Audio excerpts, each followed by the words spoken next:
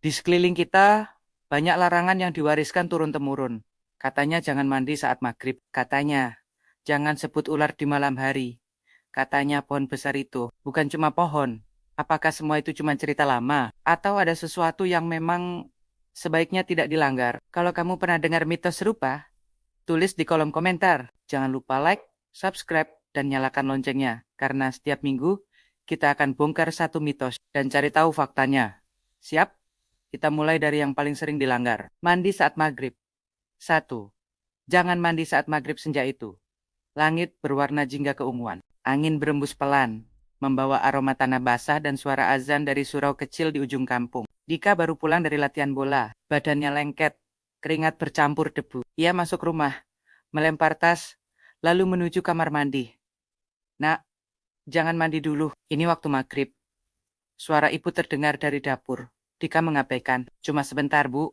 Gerah banget. Air dingin menyentuh kulitnya. Tapi saat ia menunduk untuk membasuh muka, ia melihat bayangan lain. Di permukaan air bukan dirinya. Wajah pucat, mata hitam legam, tersenyum tanpa bibir. Dika terdiam. Air mengalir, tapi tubuhnya membeku. Di luar, suara azan selesai. Tapi di dalam kamar mandi, suara lain mulai terdengar. Seperti bisikan dari saluran pembuangan. Mitos, katanya, saat maghrib adalah waktunya jin berkeliaran. Mandi saat itu bisa bikin kerasukan atau sakit misterius. Fakta, secara medis, suhu tubuh berubah saat senja. Mandi air dingin bisa bikin tubuh kaget. Apalagi kalau kondisi sedang lelah. 2. Next, tidur di bawah sinar bulan. Raka suka tidur di teras belakang rumah. Malam itu, bulan purnama menggantung sempurna di langit. Ia rebahan, menatap cahaya perak yang menembus celah pohon mangga. Jangan tidur di bawah sinar bulan, kata neneknya. Nanti kau dibawa mimpi yang tak bisa kau bangun. Raka tertawa. Tapi malam ini, tidurnya gelisah. Ia bermimpi berjalan di jalanan kampung yang kosong. Semua rumah gelap, semua pintu terbuka. Dan di setiap pintu, ada sosok berdiri diam, menatapnya. Ia terbangun, tapi tubuhnya tak bisa bergerak. Di atasnya, bulan masih bersinar. Dan di sudut teras, ada bayangan yang tak pernah ada sebelumnya. Mitos. Dulu dipercaya, sinar bulan bisa menyerap kewarasan. Orang yang tidur di bawahnya akan mimpi buruk atau jadi linglung. Fakta. Tidak ada bukti ilmiah. Tapi cahaya terang bisa mengganggu siklus tidur dan bikin kualitas tidur menurun. Next. 3.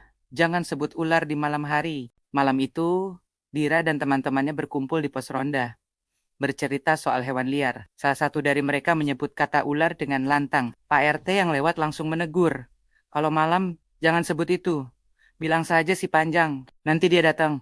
Mereka tertawa. Tapi tak lama, suara gesekan terdengar dari semak belakang pos ronda. Seperti tubuh bersisik yang menyeret di atas tanah. Lampu padam. Dira menyalakan senter. Di tanah, ada jejak melingkar. Dan di ujung jejak itu, ada mata kuning menyala, menatap mereka. Mitos menyebut kata ular malam-malam bisa mengundang kehadirannya. Di beberapa daerah, diganti jadi si Panjang. Fakta, ini bentuk pantang larang untuk menjaga rasa waspada dan hormat terhadap alam sekitar. Next, 4. Pohon besar dihuni penunggu. Di tengah lapangan desa, berdiri pohon beringin tua.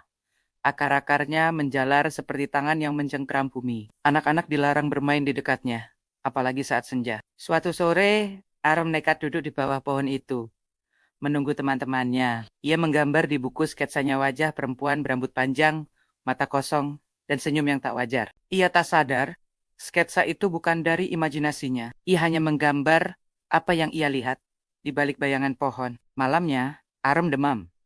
Ibunya menemukan buku sketsa itu terbuka. Gambar terakhir berubah. Perempuan itu kini menatap langsung ke arah si penggambar. Mitos, pohon beringin atau pohon tua dipercaya jadi tempat tinggal makhluk halus.